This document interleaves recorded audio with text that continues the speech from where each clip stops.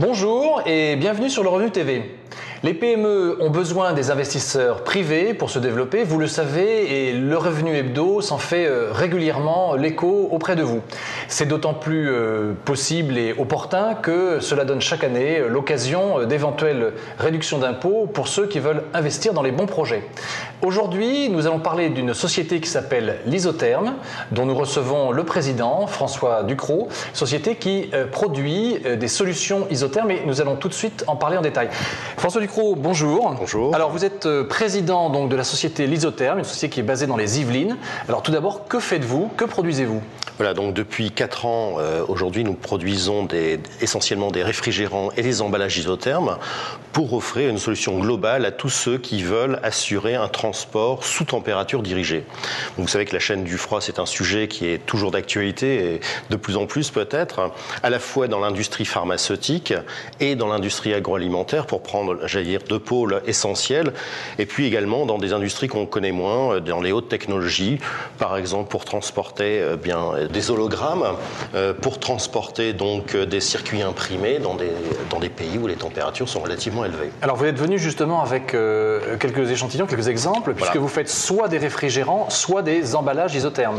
Voilà, tout à fait. Donc notre production industrielle, on va dire, est tout d'abord celle de la production de réfrigérants. En fait, qu'est-ce qu'on a fait? On a revisité un produit qui était relativement classique, que tout le monde connaît, c'est le Tectic que l'on met dans son réfrigérateur, dans son petit congélateur, pour aller faire un pique-nique. Donc partant de là, nous on a repensé ce produit, on l'a redéveloppé, et avec des solutions beaucoup plus modernes, et donc on a beaucoup innové. Depuis 4 ans, nous avons déposé 9 brevets, et ces brevets aujourd'hui nous servent à générer des associations, des partenariats avec des industriels. Donc pour tout vous dire, on a déjà signé un partenariat avec une entreprise industrielle du nord de la France qui s'appelle Ariplast. Je pense qu'on peut donner le nom, c'est plus un secret. Donc on a cédé l'exclusivité de 2 brevets qu'on avait déposés au début d'année, et donc cette société va fournir des emballages isothermes sous forme d'enveloppe. C'est-à-dire que c'est un spécialiste de l'enveloppe, et notamment de l'enveloppe postale, et qui donc va utiliser notre technologie pour pouvoir proposer des emballages souples par la poste. Alors j'imagine que vous avez dans cet univers des grands clients, comme par exemple des secteurs que vous citez, la pharmacie, l'agroalimentaire, puis vous pouvez aussi avoir une multitude de clients de taille moyenne qui ont des besoins de petite taille en matière de transport réfrigérant. Tout à fait, donc on a une clientèle relativement diversifiée, donc c'est vrai qu'actuellement, si vous voulez, on est une entreprise relativement jeune, donc les grands laboratoires sont assez longs à convaincre, et on a encore un peu de chemin à faire.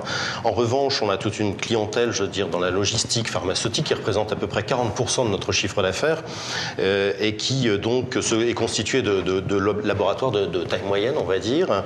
Et puis également dans l'industrie agroalimentaire, on a tout un panel de petits entrepreneurs. Ça va depuis la personne qui lance son site internet pour expédier du foie gras, du fromage sous température dirigée, jusqu'à des grands groupes industriels qui exportent, qui font de la grande exportation sur Roissy, Orly, etc. Alors vous misez justement sur l'innovation de votre procédé.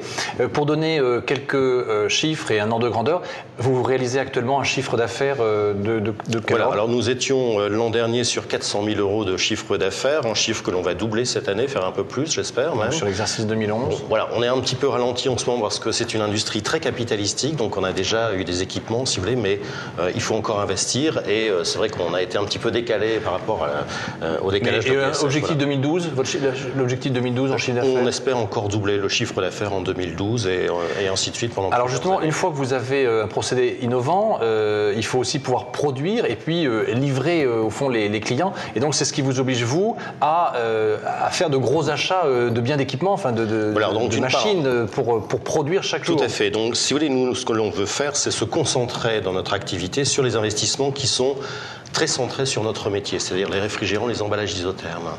Et puis, on s'associe avec des industriels qui sont des PME un peu plus importantes que nous, voire par la suite des groupes beaucoup plus importants, mais pour faire des investissements qui sont un peu en dehors de notre métier et qui sont beaucoup plus importants. Par exemple, la société Ariplast que je citais tout à l'heure, qui est à Saint-Amand-les-Eaux, dans le Nord, eh bien, cette société fait de lourds investissements cet été dans des presses pour pouvoir produire le procédé que l'on qu'on leur a proposé.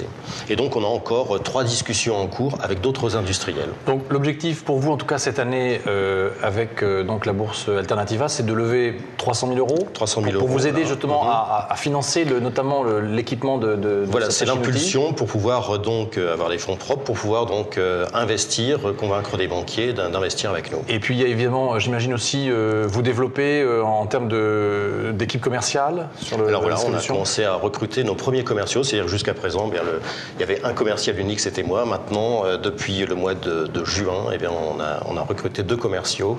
Et donc voilà, c'est une nouvelle étape. Si vous voulez, on est passé de l'étape développement, recherche et développement, à l'étape commercialisation de nos produits. Donc c'est une nouvelle étape qui s'ouvre pour l'Isotherm. François Ducrot, merci. Bonne chance à l'Isotherm et à bientôt sur le Revenu TV.